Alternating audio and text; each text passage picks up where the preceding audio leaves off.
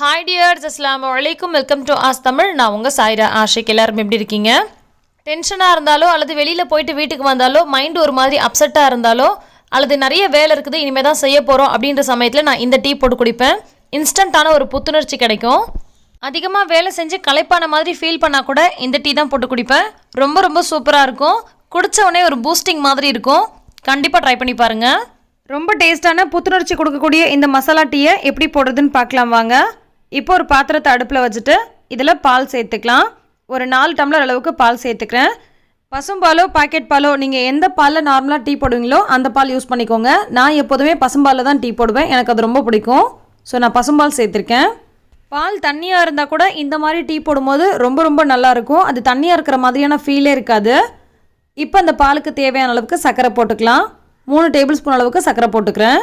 பால் சேர்த்த உடனே சர்க்கரை போட்டுக்கலாம். சில பேர் டீ ஃபுல்லாக போட்டு முடிச்சுட்டு வடிகட்டினதுக்கப்புறமா சர்க்கரை சேர்ப்பாங்க. உங்களுக்கு விருப்பம்னா நீங்கள் அப்படி கூட செஞ்சுக்கலாம். இந்த மாதிரி பால் நல்லா கொதி வந்ததுக்கப்புறமா தான் நம்ம டீ தூள் போடணும். கொதி வர்றதுக்கு முன்னாடியே சில பேர் டீ தூள் போடுவாங்க. அந்த மாதிரியும் போடலாம். ஆனால் டீ தூள் வந்து பார்த்திங்கன்னா கொஞ்சம் எக்ஸ்ட்ராவாக செலவாகும். இந்த மாதிரி கொதி வந்ததுக்கப்புறம் போடும்போது கொஞ்சமாக டீ தூள் போட்டாலே அதில் இருக்கக்கூடிய கலர் நல்லா இறங்கும். அடுத்து 2 ஏலக்காய் தட்டி போட்டுக்கிறேன். 2 கிராம்பு போட்டுக்கிறேன். அடுத்து பட்டை ஒரு 2 பீஸ் போட்டுக்கலாம். சின்ன சின்ன பீஸாக சேர்த்தா போதும். அடுத்தது துருவின இஞ்சி ஒரு அரை டீஸ்பூன் அளவுக்கு சேர்த்துக்கலாம். கூடவே 4 மிளகு இதை வந்து இடித்து விட்டுட்டு போட்டுக்கலாம். இந்த டீ ஒரு மைல்டான மசாலா ஃப்ளேவர் இருக்கும். அன்னாசி பூ சேர்த்திங்கன்னா இன்னும் மசாலா ஃப்ளேவர் ஜாஸ்தியாக இருக்கும். ஸோ தேவைப்பட்டால் அதையும் சேர்த்துக்கோங்க. இப்போ இது எல்லாத்தையும் சேர்த்துட்டு நல்லா கலந்து விட்டுக்கலாம். இது கொஞ்ச நேரம் நல்லா கொதிக்கட்டும். பாருங்கள், பால் நல்லா கொதி வந்ததுக்கப்புறமா நம்ம டீ தூள் போட்டதுனால கொஞ்ச நேரத்தில் இந்த மாதிரி அதோட சாயம்லாம் நல்லா இறங்கி டீயோட கலரே பார்க்குறதுக்கு ரொம்ப நல்லாயிருக்கும். குடிக்கிறதுக்கு ஸ்ட்ராங்காக ரொம்ப சூப்பராக இருக்கும். 3 நிமிஷம் போல் நல்லா கொதிச்சிருச்சு.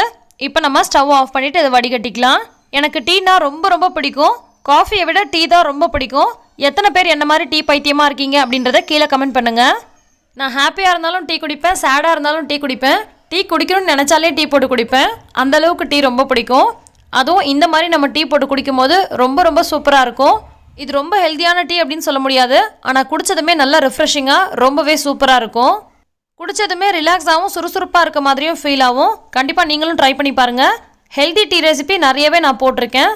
துளசி டீ போட்டிருக்கேன், அதே மாதிரியே தூதுவளை டீ போட்டிருக்கேன். இந்த மாதிரி நிறைய விதமான டீ ரெசிபி போட்டிருக்கேன். கண்டிப்பாக அதையும் ட்ரை பண்ணி பாருங்கள். அந்த வீடியோவோட லிங்க்லாம் டிஸ்கிரிப்ஷன் பாக்ஸில் கொடுக்குறேன். தேவைப்படுறவங்க போய் பார்த்துக்கோங்க. ரொம்ப ஹெல்ப்ஃபுல்லாக இருக்கும். சளி, இருமல், காய்ச்சல் இந்த மாதிரிலாம் இருக்கிறப்ப நீங்கள் வந்து துளசி டீ எடுத்துக்கலாம். ரொம்ப நல்லாயிருக்கும். என்ன மாதிரி உங்களுக்கு அதிகமாக டீ பிடிக்குமா அல்லது காஃபி பிடிக்குமா அப்படின்றத கீழே கமெண்ட் பண்ணுங்கள். இந்த ரெசிபி உங்களுக்கு பிடிச்சிருக்கும்னு நினைக்கிறேன். பிடிச்சிருந்தா லைக் பண்ணுங்கள், மற்றவங்களுக்கும் ஷேர் பண்ணுங்கள். நன்றி.